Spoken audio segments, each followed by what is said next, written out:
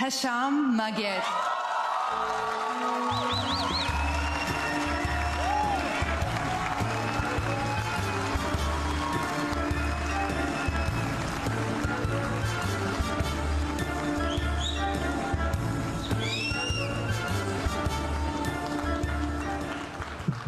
السلام عليكم. الزاوية دي مرعبة يا جماعة بجد، محضر كل حاجة وتنسى هنا. شكرا، جايزة غالية جدا عليا. كان سنة 2024 كانت الحمد لله مميزة بالنسبة لي. عايز أشكر كل زمايلي وكل أساتذتي نجوم مصر والوطن العربي، ما عدا رامز جلال علشان خرم لي ودني أول ما جيت.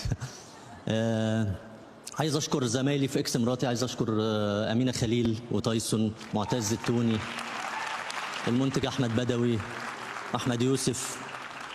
شكرا معالي المستشار تركي آل الشيخ لدعمك للفن والفنانين في الوطن العربي.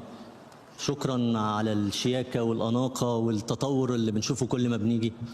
شكرا للشعب السعودي اللي بيستقبلنا كل ما بنيجي كأننا في بلده، كل ما بنيجي نعمل مسرحيات أو إيفنتات هنا.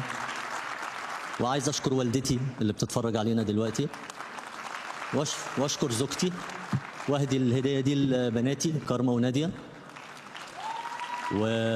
وشكرا بس.